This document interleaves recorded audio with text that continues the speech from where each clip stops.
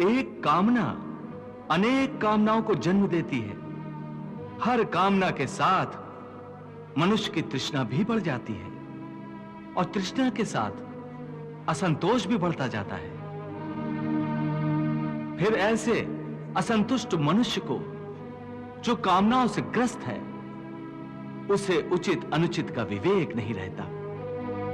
पार्थ, इसलिए मैं तुमसे कहता हूं कि तुम अपनी कामनाओं का त्याग करके स्थित प्रज्ञ बनो। स्थित प्रज्ञ जो कर्मयोग की चरम अवस्था है।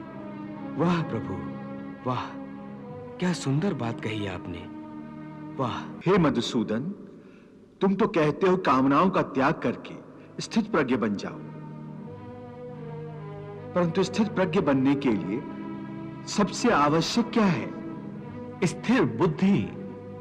स्थिर बुद्धि? परंतु मनुष्य अपनी बुद्धि को स्थिर कैसे रख सकता है?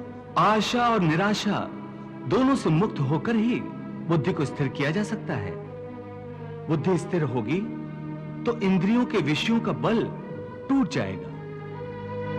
यदि कोई किसी इंद्रिय को ही काट कर फेंक दे तो क्या उस इंद्रिय का विषय नष्ट हो जाएगा?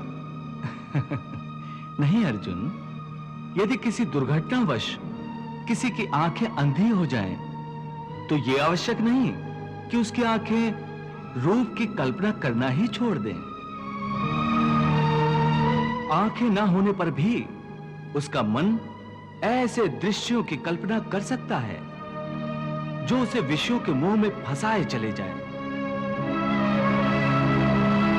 पार्थ, एक अंधा मनुष्य भगवान के स्वरूप की भी कल्पना कर सकता है।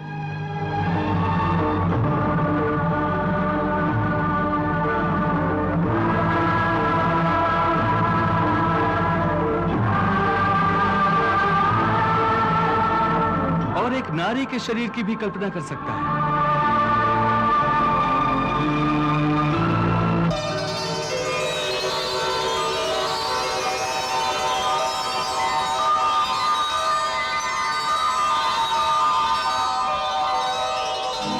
सो किसी इंद्रिय के होने ना होने से मन की वासना और आसक्ति में फर्क नहीं पड़ता। हे अर्जुन, कई लोग अपनी इंद्रियों पर बड़ी कठोरता से निग्रह करने के लिए बड़े कठिन व्रत और उपवास रखते हैं।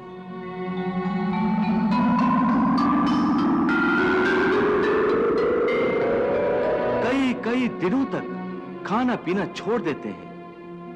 फिर भी यदि उनका मन भांत भांत के स्वादिष्ट भोजनों की वासना में ही अटका रहे, तो हठ के द्वारा किए हुए इस व्रत उपवास का क्या लाभ है?